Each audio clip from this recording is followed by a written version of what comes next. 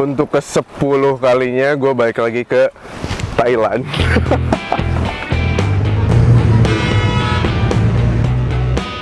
Kalau ditanya apa sih motif dibalik genap 10 kalinya saya ini balik lagi ke sini? Apakah gara-gara gue merangkap jadi mimin Justip? Apakah gara-gara gue ini dapat gelar khusus dari kerajaan Thailand sehingga membuat gue harus bolak-balik ke sini untuk mengemban tugas? Atau karena gue mau misi kebudayaan? Enggak sama sekali. Kalian bakal tahu jawabannya nanti belakangan. Tapi buat sekarang kita terbang dulu ke Bangkok. Gue berangkat dari Jakarta ke Bangkok, dan buat harga tiket pesawat ke Bangkok tuh sebenarnya beragam dan kadang gini Bapak Ibu, tergantung jadwal sama maskapainya aja sih. Ya sering-sering aja cek harga tiketnya di Traveloka ya. Pokoknya kalau kalian dapat harga murah langsung booking. Nah soal izin cuti kita akalin nanti ya. Boh gimana caranya, yang penting prestasi yes, narkoba no, Thailand yes. Ini gue udah sampai di Don Mueang International Airport. Kalau kalian belum narik uang dan beli SIM card, gak usah tantrum ya, karena di arrivalnya juga ada ATM sama counter pulsa sih. Bukan counter pulsa, apaan sih namanya itu yang buat beli SIM card dah pokoknya. Terus ini buat ke kota, gue biasanya antar kalau nggak naik taksi, kalau nggak naik bus. Kita mau naik bus. Buat area pick up taksi sama nunggu bus tuh di satu area yang sama kok, keluar gate tuh langsung. Nah karena gue nginep di hotel yang deket stasiun BTS atau kereta, jadi gue naik bus A1 atau A2. A3 tuh yang ke Pratunam, A4 tuh ke area Kawasan Road gitu. Kalau A5 Wagyu, mahal.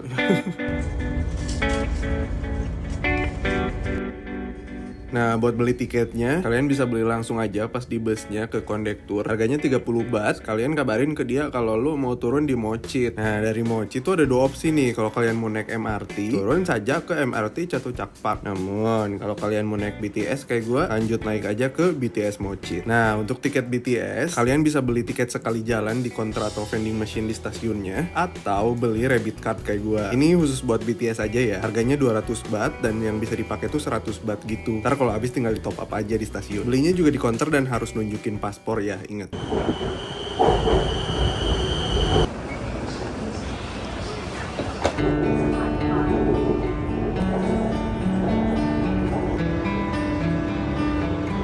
Ngelihat kota ini lagi untuk yang ke-10 kalinya, buat gue tuh masih ngasih ke happy kyowan yang sama dengan waktu pertama kali kesini. Bedanya sekarang kayak lebih familiar aja gitu dengan segala sesuatu tentang kota ini. Rasanya tuh persis kayak pulang kampung, pulang ke rumah, tau nggak? Yang semuanya tuh udah hafal di luar kepala gitu. Karena yang ada di dalam isi kepala gue kan cuma Traveloka sih, nggak ada yang lain pokoknya.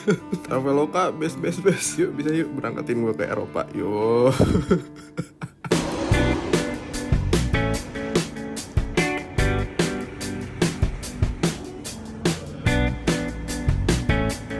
Selamat datang di Iron Hotel.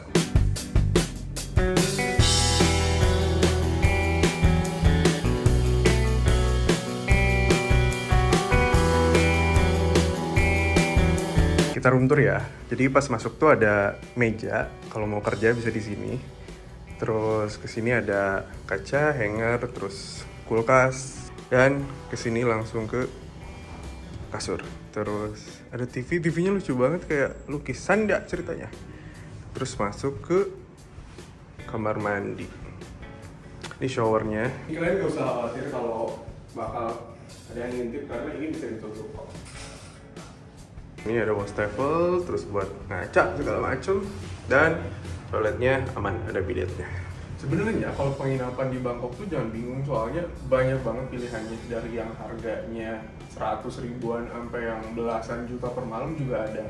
Yang ini tuh satu malam harganya sekitar 1 jutaan. Kalau kalian mau nyari yang di atas itu udah pasti banyak, tapi kalau mau nyari yang di bawah itu dikit, ada namanya Goose Living. Gue akan nginep di sana juga selama di Bangkok ini. Tapi kalau kalian mau stay di sini, itu sangat merekomendasikan. Staffnya tuh ramah banget. Tadi resepsionisnya super ramah. Dia ngejelasin deket sini kalau mau sevel ke sini, kalau naik BTS ke sini aja. Nanti baik banget. Kayak gue lah baiknya 11-12.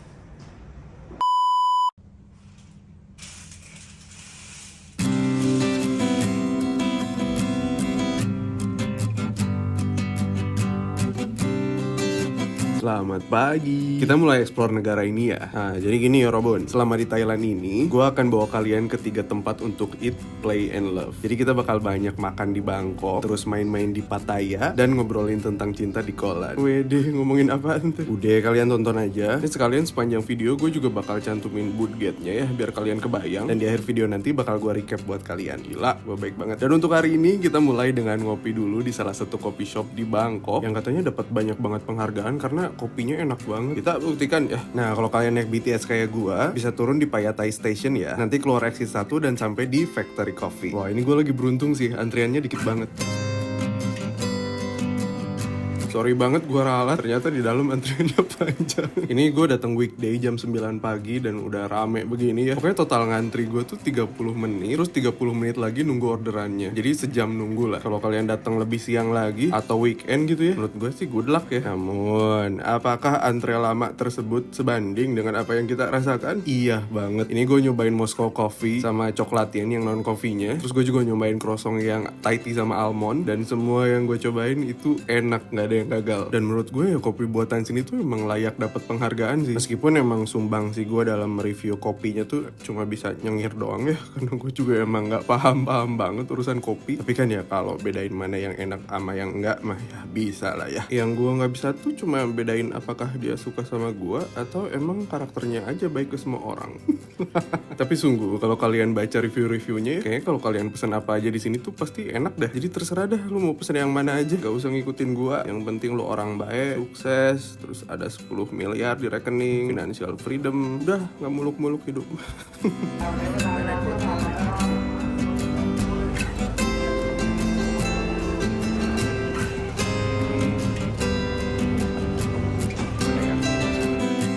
Karena kapasitas lambung gue ini emang lambung-lambung Blackpink ya. Jadi sebelum lanjut makan lagi, kita turunin dulu ya makanan tadi dengan main-main di River City. Ini tuh kayak mall gitu yang isinya kumpulan art gallery sama exhibition. Kebanyakan sih di sini pameran temporer gitu. Kalian cek aja jadwalnya di website mereka tuh lagi ada keimutan apa di sini ya. Waktu gue kesini sih lumayan ada beberapa pameran yang menarik ya. Kalau kalian suka lihat karya seniman-seniman lokal gitu, kayaknya kalian bakal betah lama-lama di sini deh.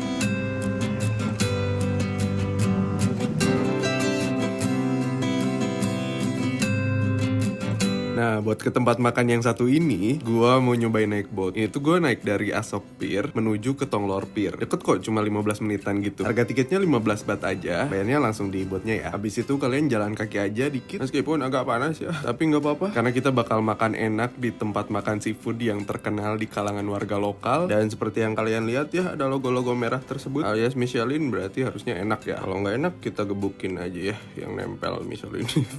Sebenarnya ada banyak banget pilihan resto Michelin di Bangkok kayak Hirhei, Jeochula, Samlor gitu-gitu lah. Namun kayaknya resto ini yang lebih jarang dibahas deh daripada yang lain. Padahal makanannya menurut gue enak-enak loh. Ini gue pesen nasi goreng kepiting, tom yum seafood, terus udang mantis cabai garam sama sayur. Nah, setelah saya mencoba semua hidangan dengan seksama, ya berikut terlampir review dari saya. Ini nasi gorengnya enak, gurih, terus kepitingnya banyak, dan sungguh ini favorit gue sih di antara yang lain. Kalau tom yumnya ini seger banget, seafoodnya juga melimpah dan potongannya gede-gede banget. Terus asamnya tuh nggak yang lebay gitu loh, jadi asam-asam seger creamy, enak dah pokoknya. Nah, kalau udangnya nih gue kira bakal gede-gede, tapi ternyata agak kecil ya, meskipun rasanya enak juga sih. Terus kalau sayurnya ya selayaknya sayur ya, meskipun gue jungkir balik bilang enak juga, yang nggak suka sayur mah nggak akan makan juga kata gue. Sama konsepnya seperti orang yang tepat, mau kita jungkir balik berjuang juga, kalau dia bukan orangnya mah ya susah. BTW ini porsinya sharing dan cukup banget buat 4 orang sebenarnya. Gue habis sekitar 600 ribuan, yang kalau normalnya dibagi 4 orang tuh jatuhnya 150 ribuan lah per orang. Ini untuk ukuran resto seafood dan enak, menurut saya worth it ya. Kalau menurut lo nggak worth it ya udah ya. Emangnya nyari resto hidden gem tuh gampang apa?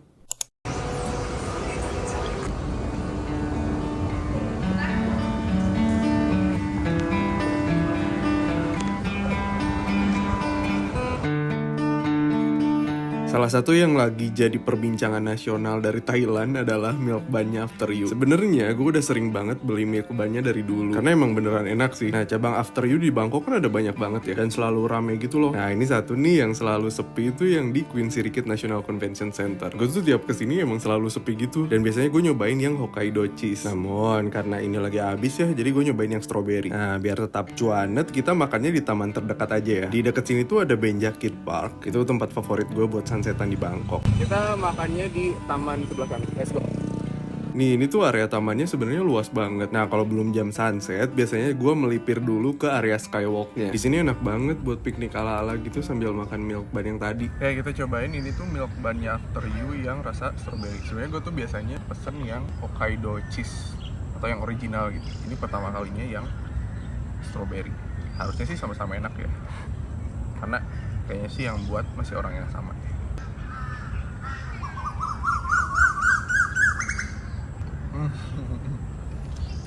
Enak, tapi jujur lebih enak yang Hokkaido. Tapi ini tetap enak.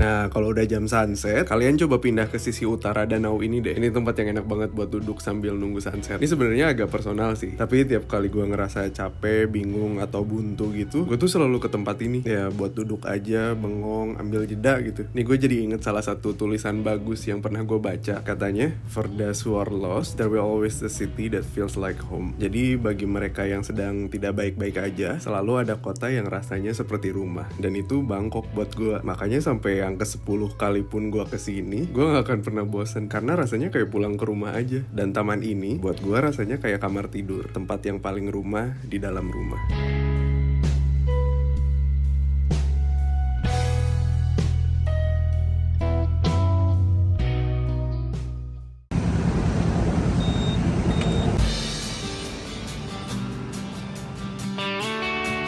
Halo, hari ini kita akan main-main ke Pattaya ya. Nih kalau kalian udah puas main-main di Bangkok, terus pengen nyari suasana yang beda tapi nggak terlalu jauh, nah ini cocok untuk Anda. Ini kayak cuma 2 jam aja naik bus dari Bangkok. Tenang, gue yang hati nurani dan itikadnya baik ini akan pandu caranya ya. Kita berangkat dari terminal bus Eka Mai. Untuk naik bus besar, kalian beli tiket di counter yang paling luar ini nih. Harganya 131 baht dan beli sesuai jadwal yang paling cepet aja. Kalau udah, kalian tinggal langsung ke platform nomor 1 dan cocokin jadwal sama nomor bus yang tertera di tiketnya. Busnya tepat waktu dan nyaman juga. Ini saking nyamannya gue tahu-tahu udah nyampe aja nih di North Bus Terminal di Pattaya. Nah, habis itu gue lanjut ke hotel naik taksi online sekitar 15 menitan gitu. Dan selamat datang di Pattaya.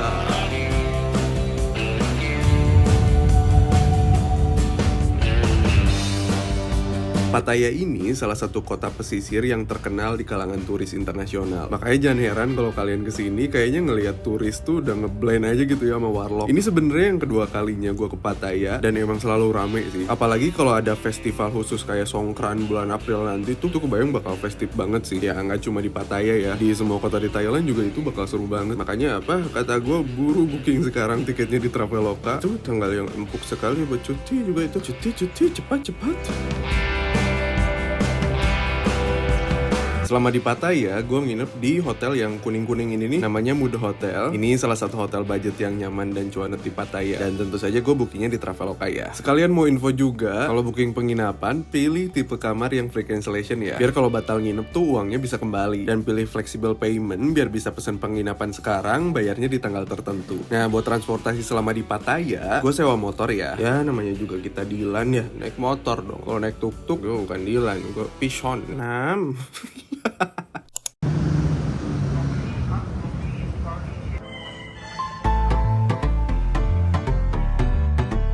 Tentu saja kalau udah di daerah pantai gini, mana mungkin gue nggak nyobain seafoodnya ya. Nah ini seafood bukan sembarang seafood. Gue lagi di tempat makan fish and chip yang konsep ikannya tuh catch of the day, alias ada tangkapan ikan apa aja hari itu yang kita pilih. Gue pilih ikan red grouper yang di deep fried dengan tepung crispy ditambah kentang goreng sama saus tartar. Ya fish and chip pada umumnya aja sih ya. Tapi sungguh ini ikannya seger banget sih. Ya ini emang tergantung ikan apa yang kalian pilih sih. Namun ikan yang gue pilih ini tuh ternyata teksturnya kenyal dan juicy gitu loh, hampir mirip daging ayam. Masa gue suka banget sih. Plus ini tempatnya juga nyaman banget buat sekalian nongkrong.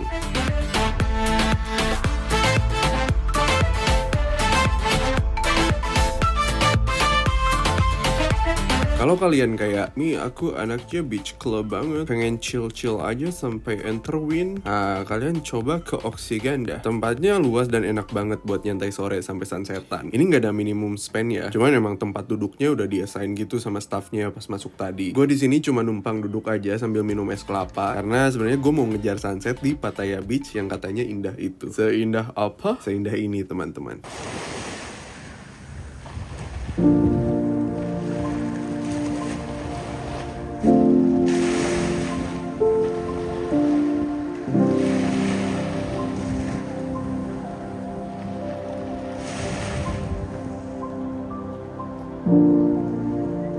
Ah, indah banget. Terus tahu nggak, waktu tadi gue jalan deket pantai ini, gue sempet nemu baju yang ada tulisannya "Bad guys go to Pattaya". Nih sorry banget, boleh gue revisi nggak? Kalau suasananya mellow indah kayak gini mah bukan bad guys go to Pattaya ya, tapi sad guys go to Pattaya nggak sih? Tapi sungguh emang suasana sore di sini tuh berasa tiba-tiba kalem gitu deh, dari yang biasanya jedag-jedug rame kalau siang atau larut malam. Ya nggak heran sih kalau orang-orang bilang sunset di Pattaya tuh punya magisnya sendiri. Ah, semoga kalian bisa ngerasain momen indah ini juga kalau kesini ya.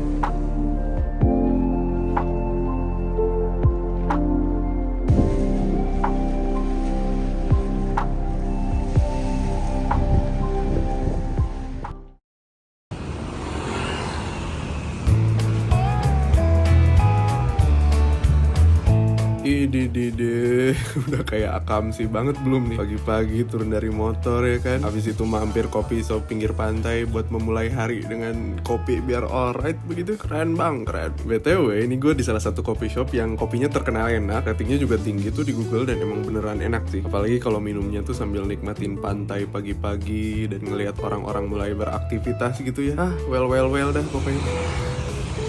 Nah, aktivitas gue hari ini mau ke salah satu tempat yang gak boleh dilewatin kalau ke Pattaya. Sama nanti siang gue mau nyebrang ke Kolan juga. Gak sabar banget. Oke, kita ke tempat yang pertama dulu ya.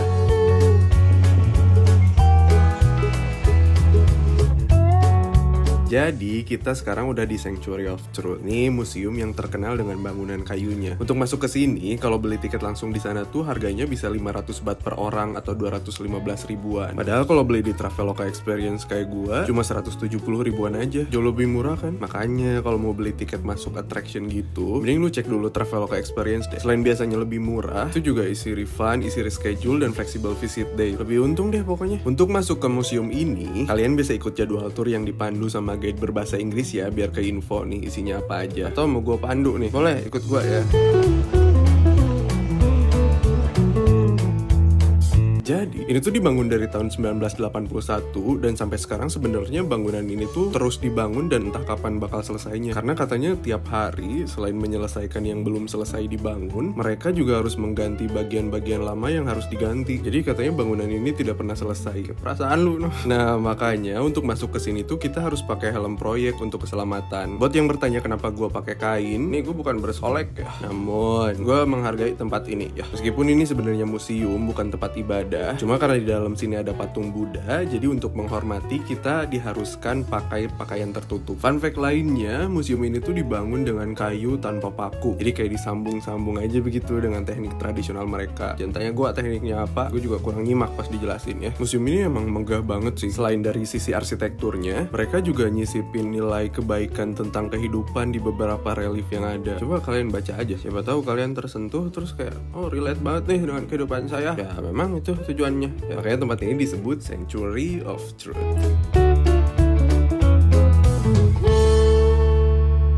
Kita akan nyebrang ke Kolan. Nyebrangnya itu dari Bali High Pier 30 menit ke. Nah, piernya apa gue lupa, nanti gue tulis di sini. Kayak acara-acara TV.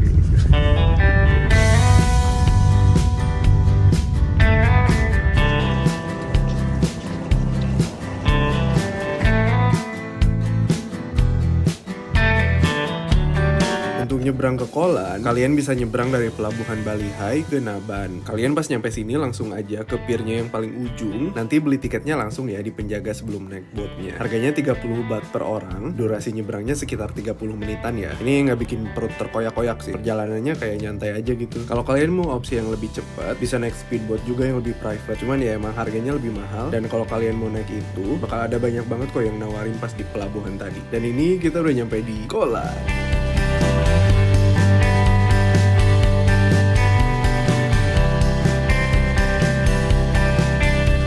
Untuk transportasi di pulau ini sebenarnya lumayan terbatas. Pilihannya paling cuma ada sewa motor atau enggak ya ngandelin fasilitas antar jemput dari hotel. Kalau gue nyewa motor, tempat nyewanya di sini nih. Nih pas nyampe kalian kan bakal ngeliat cafe Amazon ya. Nah persis di sebelahnya tuh ada yang sewain motor. Harganya 300 baht per hari, udah termasuk bensin ya. Jadi pas balikin motor nggak usah diisi lagi. Nah, first thing first setelah tadi gua nitip koper di resort adalah makan. Ya, gua lapar banget. Ini tempat makan di Kolan yang selalu ramai sama warlock. Gua nggak paham nama tempatnya apa karena pakai tulisan Thailand. Pokoknya patokannya di depan Sava House ya. Yang wajib kalian pesan di sini tuh roasted chickennya. Ya, agak lain emang di tengah gempuran resto-resto yang jual seafood di sini. Tolan mereka ternyata malah roasted chicken ya. Tapi sungguh ini ayamnya juicy banget. Sampai gue curiga ini bukan ayam dah. Tapi dari bentuknya ayam kok. Oh ya, di sini juga jual seafood dan makanan Thailand lainnya kalau kalian mau. Kalau nggak mau, ya udah. Mending kita check in di resort dulu ya. Sungguh bagus banget, kalian harus lihat.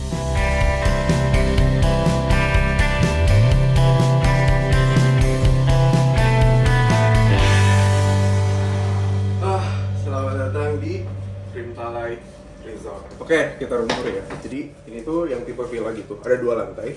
Pertama masuk ke kanan kita ada ruang tamu kak. Ini tipe apa? Saya juga kurang paham ya infonya. Cuman di sini tuh kita bisa duduk-duduk sambil nonton TV. Dan TV-nya gede banget. Kesannya juga langsung pemandangan pantai. Terus di sini kalau mau baca buku, yang gue tahu itu pasti cuma pajangan. Kalau mau foto-foto estetik, kayaknya di sini tempat ini. Terus masuk ke sini, ada kasurnya, gede banget. 20 orang muat, tapi ukuran saset semua orangnya ya. Mundur ke belakang, di sini kalau kalian mau kerja, siapa tahu kalian nyewa MUA di Kolan kan bisa kerjanya di sini ya. Terus kamar mandinya, kalian harus lihat kamar mandinya tuh gede banget. Ini sama kosan gue sebenarnya lebih gedean kamar mandi. Jadi kalau mau shower di sini, toilet di sini ada bidet aman. Sebenarnya gue yang paling penasaran tuh lantai 2 ya. Kita naik ke atas.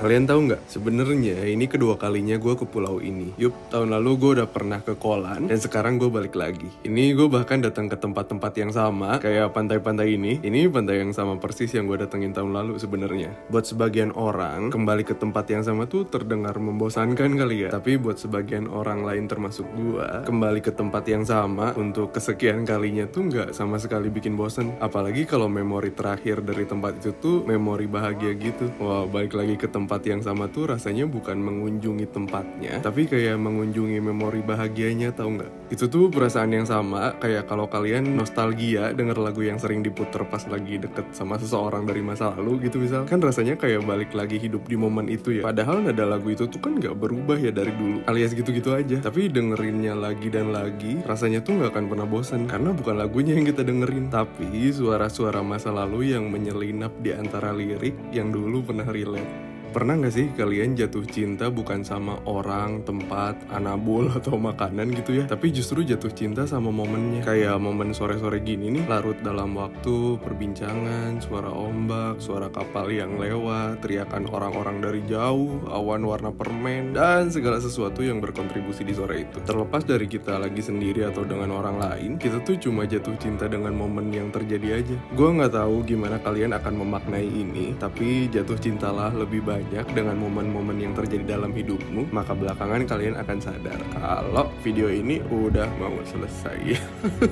Jadi saatnya gue spill Bungkit buat kalian yang mau ngikutin trip Eat Play Love 6 hari 4 malam ke Bangkok Pattaya Kolan ini ya. Ya siapa tahu kalian menemukan makna-makna cinta lainnya ya selama trip nanti. Jadi selamat liburan.